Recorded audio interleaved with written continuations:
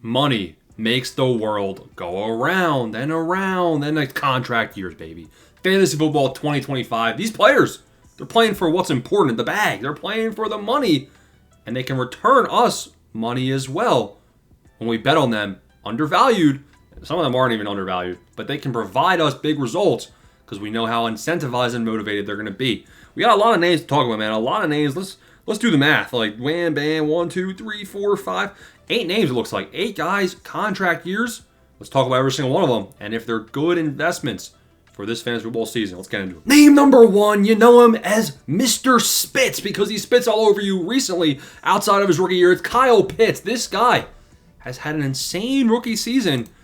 And then he's been absolutely a bum. He's been a complete bum ever since 2021. 2021, sure, he put up a ton of yards. He still only finished as the tight end 10.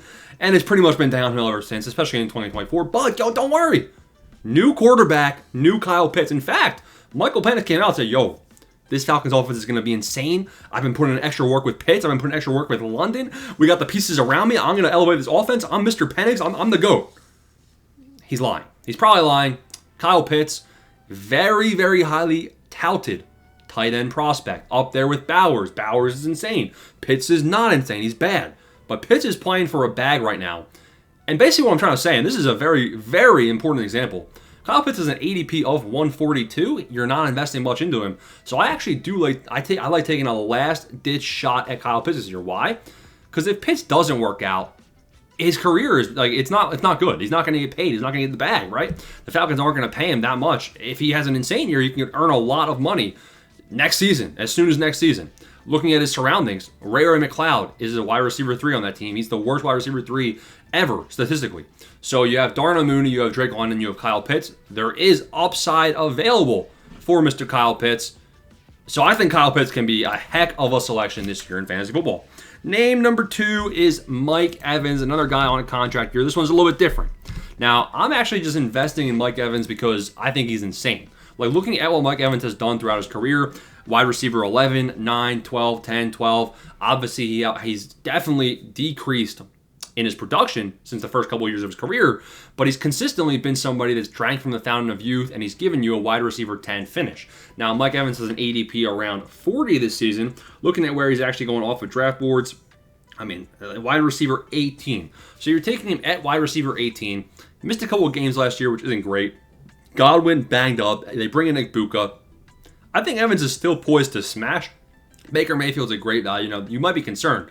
This isn't Kyle Pitts where he's washed and like he has to actually earn the money. Mike Evans has been paid, so it's kind of a factor of maybe what if they phase Mike Evans out of the offense, right? That could definitely be a concern. They extended Godwin. Maybe they bring Evans back again. Like, Evans isn't necessarily financially motivated. Obviously, he is.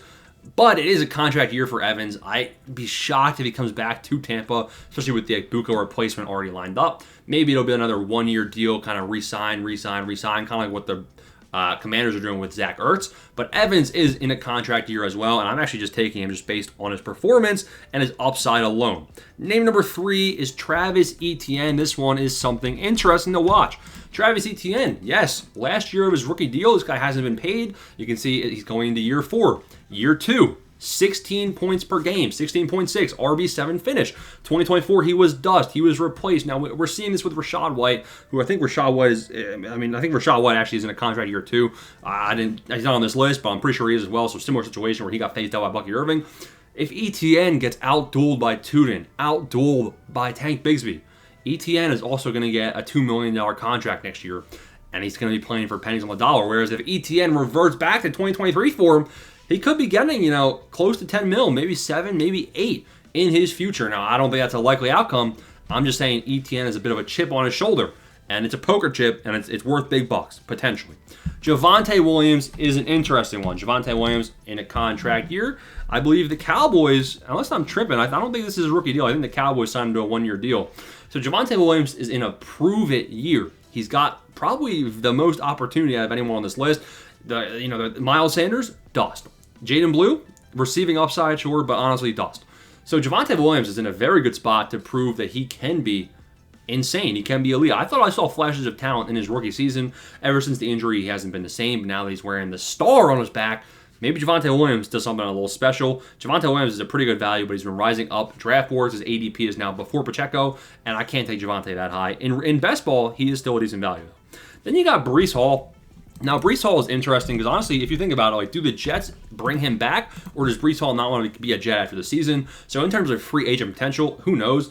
Breece Hall, unless Breece Hall falls off a cliff, he's going to get paid good, big money. It seems like the league respects Breece Hall as the true workhorse back. So Breece Hall does still have a chip on his shoulder. He wants to go out. He wants to prove that he is that elite back. And this is one of those guys where rookie deal. Breece Hall wants to make as much money as possible. So I'm taking Breece Hall in a lot of leagues, and I'm using this as a bit of extra motivation. Breece Hall has the receiving upside, the rushing upside, just not in a good offense.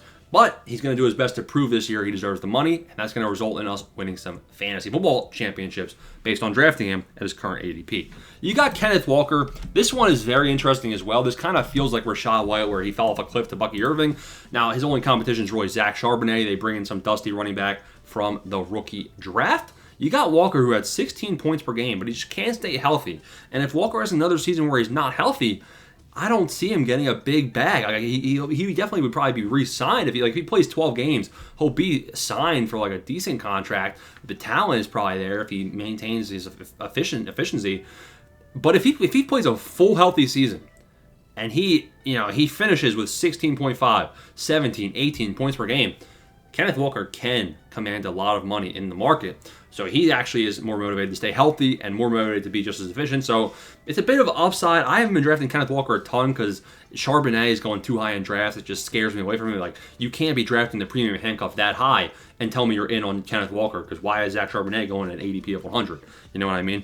So I'm a little scared of Kenneth Walker, but these last two guys I really like. You got Rashid Shaheed, who's currently making $1.5 million. He's making pennies on the dollar. Injured in 2024, didn't get to show it, had a bit of a breakout. 12.6 points per game. Now he's playing with Tyler Shelf, whatever his name is. Not good quarterback play. Scary for sure. But he's going for the money, and he's a wide receiver too. Good opportunity. Final name, my favorite one, is Alec Pierce. This is my favorite best ball pick of them all. Redraft league, honestly irrelevant. Best ball, look what he did. So let's take a look at 2024. He had 7 receiving touchdowns, 800 yards. On 37 catches is all it took. So, I mean, he had insane efficiency where he was just a deep ball machine, a touchdown machine, and that best ball upside is just unreal. Now, I don't really know how much this guy can actually command in terms of dollars in free agency, but I know that with another season like this where he's that effective, I mean, sneaky effective too.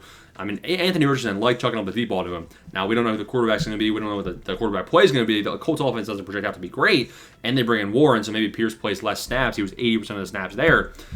I mean, what if Pierce improves? Like, he's a really, really solid round 15, 16, 17 best ball pick this season. Those are 7, 8 guys, all contract years, a little chip on their shoulder, a little extra motivation.